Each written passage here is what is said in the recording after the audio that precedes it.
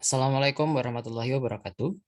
Selamat pagi, Bapak dosen Bapak Rodianto dan juga teman-teman kelas fikih ibadah A di TBIG sekalian. Perkenalkan, kami dari kelompok 10 fikih ibadah kelas A akan mempresentasikan tentang puasa sunnah. Anggota dari kelompok kami adalah yang pertama, Bazigah Almas dengan NIM 252023. Kemudian ada saya, Kang Sabima Nur Lemosin dengan NIM 252084. Dan terakhir ada Atik Bagiroh dengan NIM 25202121. Mari kita mulai. Macam-macam puasa sunnah.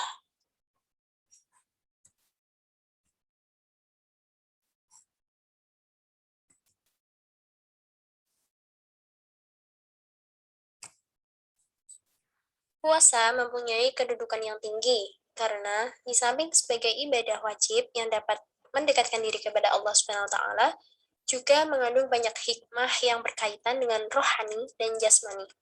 Hanyalah Allah yang mampu menghitung secara pasti berapa banyak fadilah dan pahala puasa sunnah.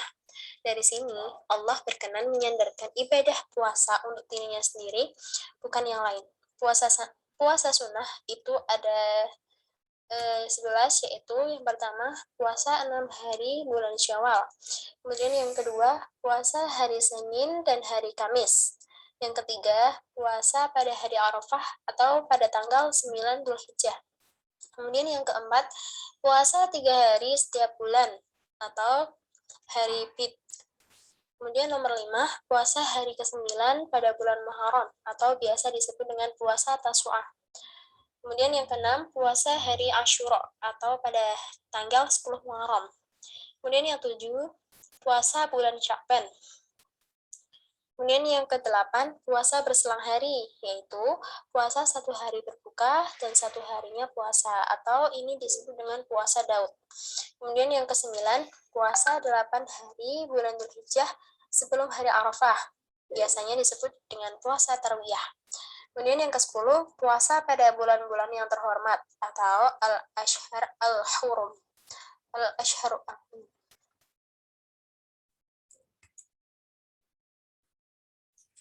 Selanjutnya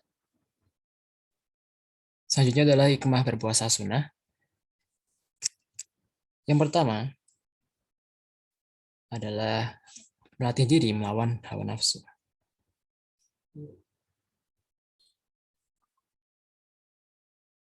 Puasa yang dilaksanakan dari subuh hingga adzan maghrib berkumandang bukanlah hal yang mudah jika kita tidak terbiasa menahan diri, terutama dengan puasa sunnah yang kita juga dilarang untuk makan, minum, maupun menghindari hawa nafsu lainnya, sehingga kita bisa mencapai tujuan hidup menurut Islam dan tujuan penciptaan manusia dalam Islam. Selain itu, puasa sunnah juga mengajar kita untuk bersabar dan tidak mudah terbawa oleh rayuan atau godaan setan. Kemudian yang kedua adalah mengajarkan untuk hidup sederhana.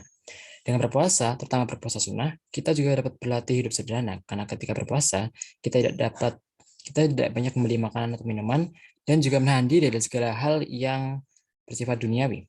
Oleh karena itu, kita juga sekaligus diajarkan untuk hidup berempati sosial pada lingkungan sekitar, yang mungkin juga hidupnya adalah tidak kurang beruntung daripada kita. Yang ketiga adalah menjaga kesehatan. Manfaat lain puasa, terutama juga puasa sunnah, adalah kesehatan kita menjadi lebih terjaga dan juga terjadinya detoksifikasi atau pengeluaran racun yang prosesnya itu lebih optimal dalam tubuh kita saat berpuasa. Hal ini tentu saja membuat tubuh kita lebih fit dan juga sehat karena kita beristirahat dari segala proses pencernaan makanan minuman dalam beberapa waktu saat berpuasa, yaitu sekitar 16 jam, sehingga kita dibatasi agar tidak banyak makan.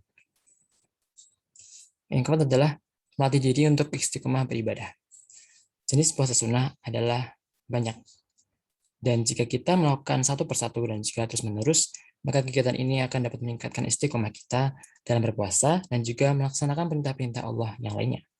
Selain itu, berpuasa sunnah dapat memelihara akhlak ataupun moral baik dari kita sebagai manusia. Yang terakhirnya, kelima adalah mendapatkan kenikmatan sebagai bagian dari umat Rasul. Ketika ibadah sunnah ini dijalankan, yaitu puasa sunnah, yang terus-menerus dan juga konsisten, maka akan ada manfaat yang terus mengalir dan juga didapatkan oleh diri kita sendiri. Hal ini bisa menambah kenikmatan kita sebagai bagian atau umat dari Rasulullah Shallallahu Alaihi Wasallam. Kita tidak akan pernah mendapatkannya jika kita tidak pernah menjalankan suatu hal yang juga dilakukan oleh beliau. Oleh karena itu, ibadah sunnah, terutama puasa sunnah, dapat membuat kita semakin memaknai nikmat menjadi umat dari Rasulullah Shallallahu Alaihi Wasallam.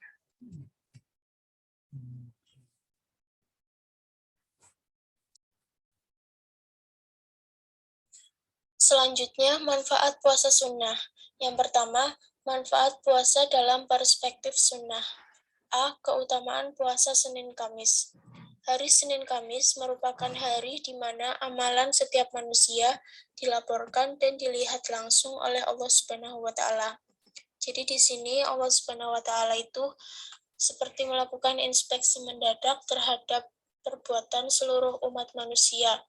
Oleh sebab itu, pada hari Senin Kamis adalah hari yang tepat bagi kaum muslim untuk melakukan ibadah. Salah satu ibadah tersebut adalah puasa.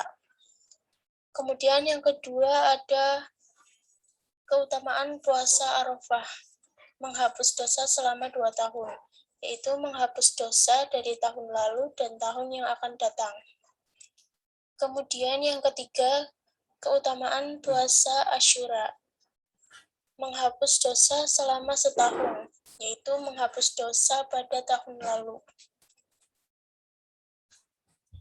Manfaat puasa dalam perspektif kesehatan. Para ilmuwan juga menganggap bahwa puasa adalah suatu fenomena kehidupan alami yang menjadikan kehidupan berjalan dengan lurus, sehat, dan sempurna. 1. Ibnu Sina. Menurutnya, puasa merupakan salah satu sarana efektif untuk melepaskan beberapa mikroorganisme di dalam tubuh, yang diantaranya adalah mikroorganisme yang terdapat di dalam penyakit kelamin.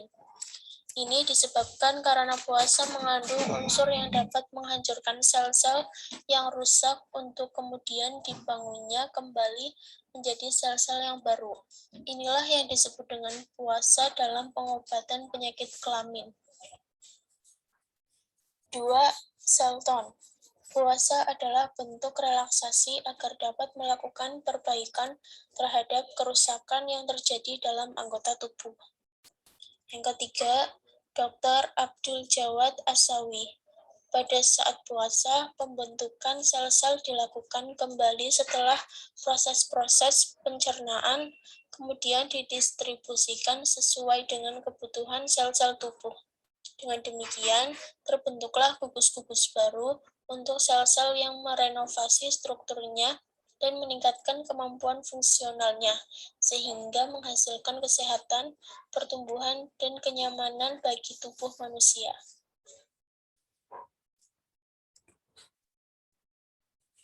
Sekian presentasi dari kelompok kami. Mohon maaf apabila ada kekurangan. Terima kasih. Wassalamualaikum warahmatullahi wabarakatuh.